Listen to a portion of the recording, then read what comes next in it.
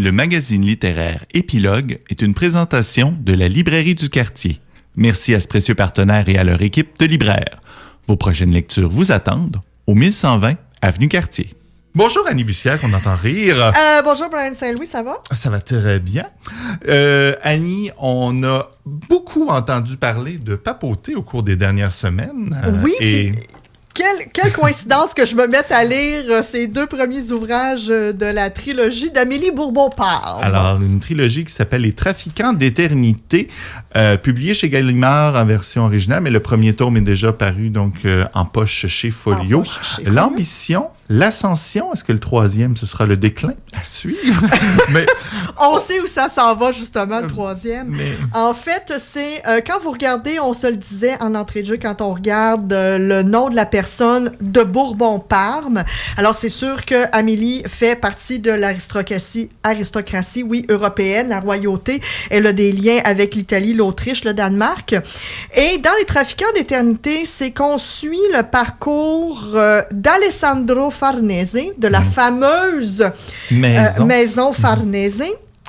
Et Alessandro avait de grandes ambitions pour lui-même et voulait devenir pape.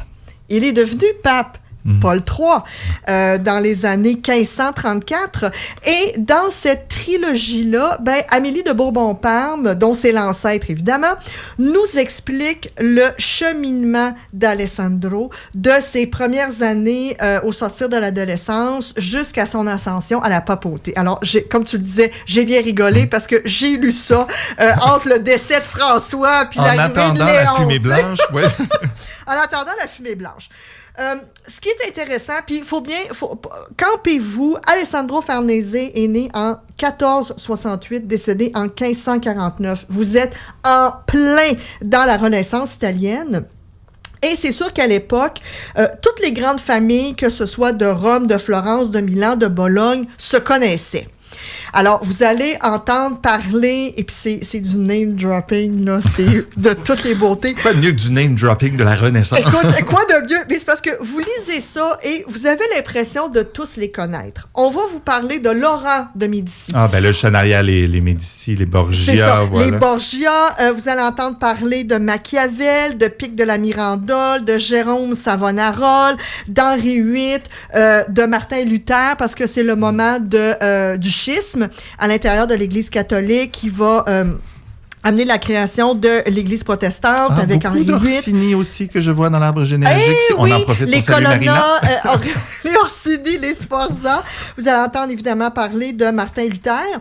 Et toutes ces grandes familles-là avaient énormément d'argent. Alors, ce sont ces familles-là, principalement les Médicis et les Borgia, qui donnaient des sous pour développer des parcours artistique. Alors, vous allez entendre parler, évidemment, de Michel-Ange, de Raphaël, qui ont commencé leur carrière absolument fantastique à ce moment-là. Alessandro Farnese a rencontré Copernic aussi. Tout ça pour dire que ça brassait. Et si vous pensez, en toute candeur, que ces livres-là vous racontent l'histoire d'un homme célibataire, chaste et pur et pauvre, qui se dirige divinement vers la papauté. C'est ici que je me sclaffe. C'est ici que vous partez à rire. On enlève toutes nos illusions sur la pureté des papes. Ah, vous brûlez votre candeur dès maintenant. Parce qu'en fait, Trafiquants d'éternité, c'est que ça nous raconte, honnêtement, la corruption et la magouille qui entoure les grandes familles italiennes et qui entoure aussi l'avènement d'un homme à la papauté ou devenir cardinal, puis vraiment de plus en plus se rapprocher vers le cercle des privés du pape. Faut bien comprendre aussi qu'à l'époque, deux choses. Un, l'Italie, c'est pas l'Italie qu'on connaît aujourd'hui, c'était une Italie, c'est un concept, c'était très morcelé, c'était pas encore évidemment l'Union. Alors vous aviez des duchés, des royaumes qui passaient aux mains de différentes couronnes européennes au fil des guerres. La guerre est omniprésente. Et c'est aussi que à cette époque-là, davantage qu'aujourd'hui, mais il ne faut pas sous-estimer, c'est que la papauté était un pouvoir politique en soi. Et qui s'approchait le plus possible du trône de Saint-Pierre, pour le dire comme ça, c'est sûr que vous aviez un énorme pouvoir politique à jouer pour essayer de contenir les ennemis de la papauté, contenir les ennemis de l'Italie et essayer de faire le jeu des alliances pour tasser les Turcs puis tasser les maudits Français parce que les Français à cette époque-là, c'était pas drôle. Et en parallèle de tout ça, c'est qu'il faut bien comprendre que ces gars-là, parce qu'évidemment, vous comprenez que c'est une histoire juste de gars, c'est que je vais pas laisser quelque chose comme un vœu de chasteté, de pauvreté m'empêcher de profiter de la vie, OK? Alors, tous les hommes dont on parle avaient soit des femmes officielles, des concubines, avaient une tralée d'enfants, pensaient aux Borgia, bon, patati patata, si vous avez vu la série. Alors, c'est sûr que à côté de leur parcours spirituel, parce que oui, Dieu et la religion, c'était important pour ces personnes-là, ben c'est sûr que l'autre objectif de leur vie, puis ça, Alessandro Farnese, c'est ça qu'il voulait, c'était de ramasser suffisamment d'argent, d'influence et de terre pour établir un duché. Parce que lui, il s'est dit, il y avait 4-5 enfants, il y en a plusieurs qui vont décéder, bon, vous savez comment c'était à l'époque. Il s'est dit, c'est pas vrai que je vais laisser mes enfants dans dèche. Alors, je ramasse du territoire, j'achète de l'influence pour pouvoir m'établir un duché, mettre mes enfants là-dessus, puis c'est réglé, parce qu'après, je vais pouvoir les marier un peu partout en Europe. Là, vous me dites, coudonc, c'est un essai? Non, ce n'est pas un essai. Ce sont des romans. Ce sont des romans historiques qui sont écrits non pas de façon érudite, malgré le fait que vous doutez très bien qu'il y a une énorme... On a l'impression que c'est quand même collé à l'histoire. Là. C'est très collé à l'histoire. Il y a de la recherche en arrière de ça. Vous allez apprendre un paquet d'affaires. Puis des décisions qui se sont prises à l'époque dont on voit encore les impacts aujourd'hui. Mais la façon dont Amélie Bourbon-Parme écrit, c'est vraiment... Ça coule comme rivière. Ça se lit hyper facilement, malgré que ce soit quand même des bonnes briques de 500 pages. Là, ça se lit super facilement. On n'est pas mêlé dans les personnages. Elle nous explique très bien qui est qui par rapport à qui et quelles sont ses intentions. Et on se rend compte aussi de... comment les personnes avaient aucune gêne à être 2 faces, 3 faces, à faire de la magouille. Puis tu sais... à tirer le tapis sous les pieds de leurs meilleurs amis ou de son frère ou de sa sœur, parce que moi, je veux question, du quand même, territoire. est-ce que... On le voit, là, c'est des intrigues politiques, c'est le pouvoir, c'est l'histoire en même temps. Ça parle pas beaucoup de religion là-dedans. C'est ça, j'ai pas l'impression que la religion, c'est la majeure partie. Mais c'était-tu du bon monde? Je veux dire, il était quand même pape. Puis on parle de rencontres avec Copernic, Michel-Ange. Je veux dire, c'est des gens qui ont pu encourager la science. Là, parce qu'on a toujours l'impression que c'était juste, à un moment donné, des mauvaises personnes qui accédaient à ces postes de pouvoir-là, qui étaient... je ferai une plus nuance. En nuance? Ben, c'est ça que je te demande. Nuance. Pour certains, oui, c'était peut-être pas du bois de calvaire pour rester dans la thématique, mais il y en a d'autres, par exemple, Alessandro Farnese, c'était un homme d'une grande érudition.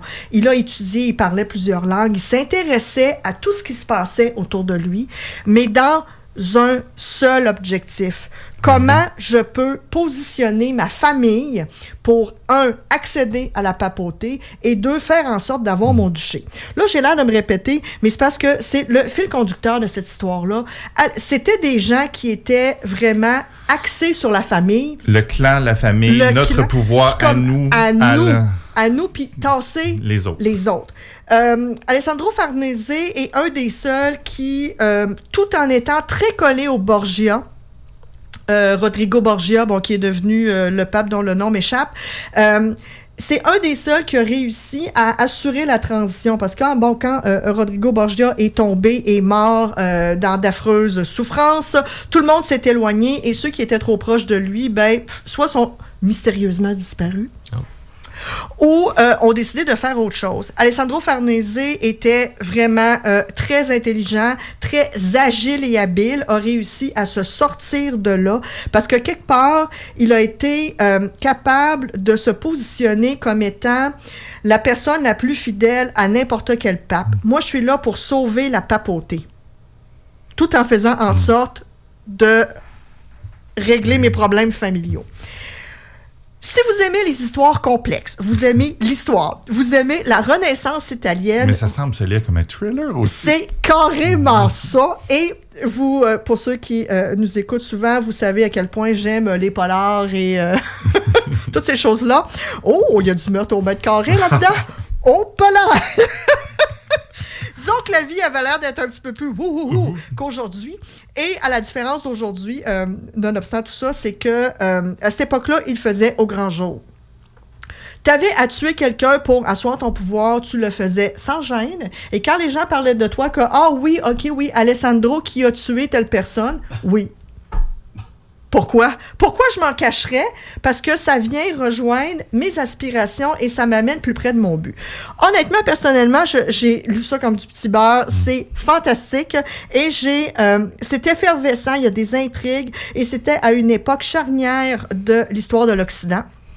Et comment l'Occident a essayé, tant bien que mal, de repousser l'envahisseur ottoman et de voir aussi comment tout ce brassage de culture et de famille-là a préparé l'avènement de l'Europe telle qu'on la connaît aujourd'hui.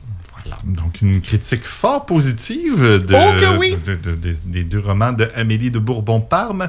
Les Trafiquants d'éternité, le 3e tome devrait sortir cette année. Je vois à tes yeux que tu l'attendras avec impatience. Je remercie Christophe à la librairie du quartier qui m'a pisté sur cette fantastique série. Mentionnons-le, le travail de libraire, parfois, de nous pister sur des bons livres. Christophe te connaît bien. C'est un partenaire de l'émission aussi, la librairie du quartier. Si vous voulez vous faire recommander de bons livres, allez-y.